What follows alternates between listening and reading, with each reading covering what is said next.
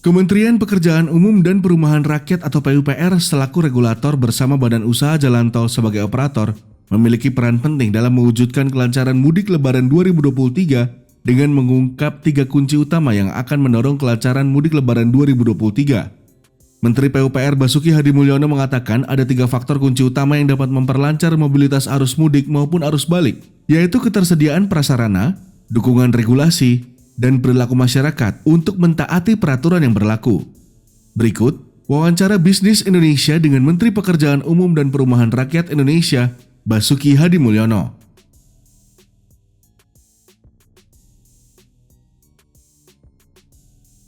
Ya, seperti yang disampaikan Pak Menhub, kita harus tetap waspada betul kalau memang terjadi 3 juta akan mudik. Dan sebagian besar juga sebenarnya itu melalui darat.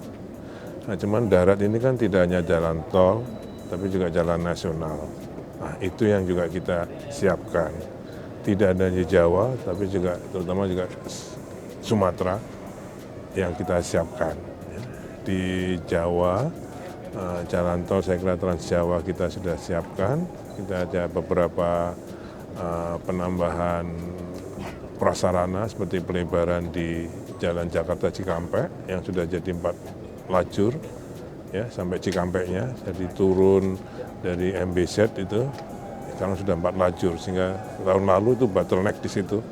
Sekarang ini sudah 4 lajur semua, jadi mudah-mudahan sudah tidak bottleneck lagi. Beberapa rest area juga kita tambahin, itu yang tadi yang kilometer 81A dan B akan selesai pada malam ini sehingga besok sudah mulai bisa dipakai.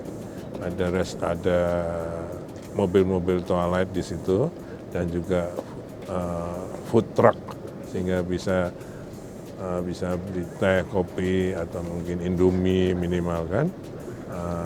Kemudian total toilet yang kita siapkan tahun ini, kalau tahun lalu 6.000 toilet, sekarang ada 9.000 toilet, jadi tambahin lagi. Tambahan prasarana, saya kira ini saya ulangi, untuk bisa mudik aman, nyaman, lancar, itu 3 hal yang harus kita ketahui. Pertama adalah prasarananya, yang kedua manajemen trafficnya atau regulasinya, yang ketiga perilakunya. Nah, saya yang bertanggung jawab penyediaan prasarananya. Tadi saya sampaikan beberapa. Yang tambahannya ini kita sekarang ada di ujung jalan tol Cisumdawu dari Cilenyi, yaitu Cilenyi, Sumedang, Dawuan, 62 km. Okay. Insya Allah nanti kita akan telusuri. Insya Allah hari ini sudah tembus, sudah nyambung semua, walaupun hanya 2 lajur. Ya, yang nanti akhir Mei mungkin atau Juni sudah 4 lajur operasional. Yang sekarang 2 lajur fungsional dari Cimalaka sampai ke sini gratis. Okay. Yang dari Cimalaka yang sudah operasional sampai Cimalaka sudah kena tarif, tapi Cimalaka ke sini gratis. Kemudian nanti harus diatur lagi traffic di Cipali. Cipali tadi kan 2 lajur. Ini kalau ditambah 2 lajur jadi 4. Kalau nggak bisa diatur, bisa nyumpet di situ. Oke, itu nanti tugasnya Pak Kakor Lantas. Jadi tadi prasarana, regulasi, dan perilaku. Nah, ini juga harus sinkron betul antara prasarana, regulasi, dan perilakunya di titik ini nanti. Di Solo juga ada tol Solo Jogja yang fungsional dari Kartosuro ke Sawit. Ya, itu sudah bisa memecah kemacetan. Okay. Ada kesiapan lagi, itu tadi. Ya, kalau nasional saya kira kemantapannya sudah lebih dari 95% kemantapan jalannya. Jadi mungkin masih ada lubang, tapi tidak terlalu banyak. 95% berarti sudah jauh lebih baik. Kemudian untuk tol kembali tol ada diskon tarif dari para BUJT. Asosiasi Tol Indonesia sudah menyampaikan pada kami usulan diskon 20%, Bakauheni terbanggi besar di Sumatera, dan Kayu Agung ke Palembang. Tanggalnya hampir semua sama, antara 16 sampai 18 dan 26 sampai 28. Itu rata-rata itu. Kemudian Merak Jakarta itu juga 20%, tanggalnya hampir sama. Jakarta Cikampek sama 20%, untuk Cibitung Cilenyi juga akan ada diskon dengan tanggal yang bersama, 20%, 15%. Jadi saya kira menyambut Lebaran ini supaya aman dan berkesan, BUJT berperan memberikan diskon untuk tarif tol.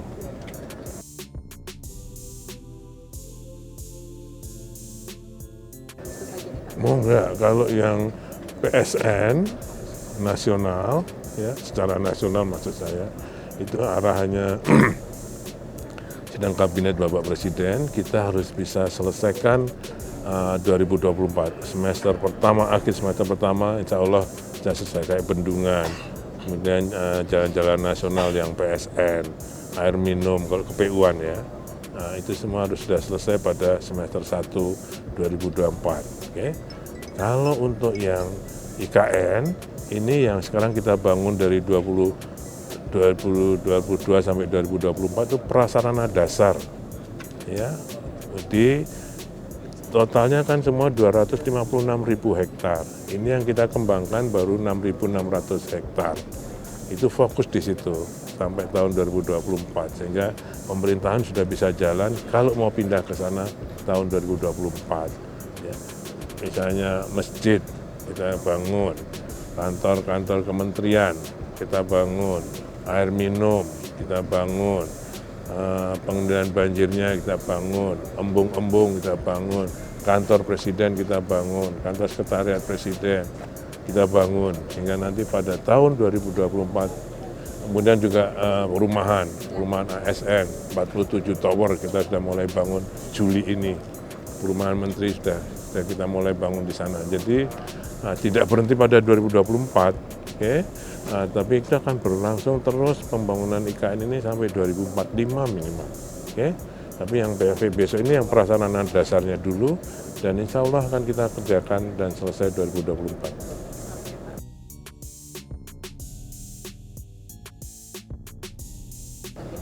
Ini ya, jadi pada saat terjadi Kanjuruhan, Bapak Presiden sudah merintahkan pada PUPR untuk mengaudit semua stadion sepak bola.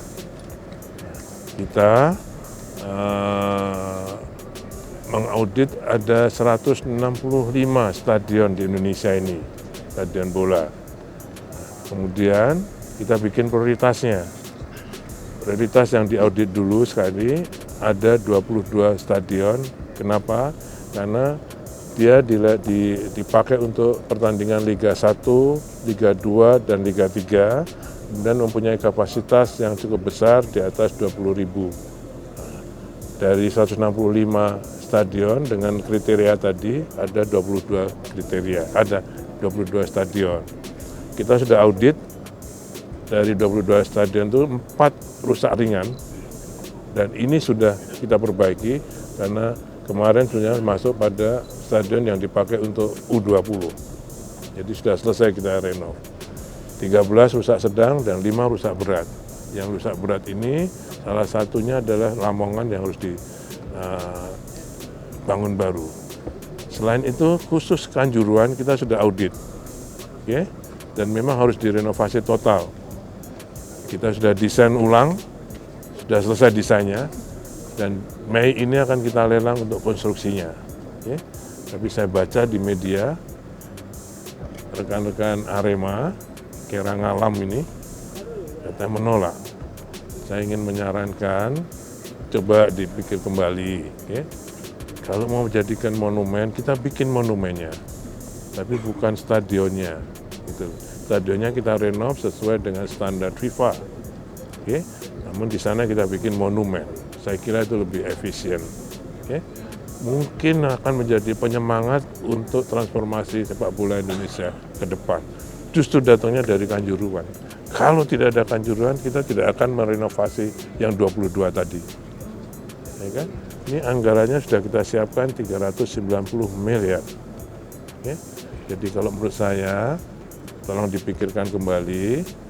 Kita bikin monumen itu sudah menjadi program kami untuk membuat monumen tersebut di tempat di sekitar stadion. Dan saya ingin sebetulnya Kanjuruhan ini menjadi titik balik transformasi sepak bola Indonesia ke depan, bukan sebaliknya. Ya, tapi justru ini menjadi titik balik kita.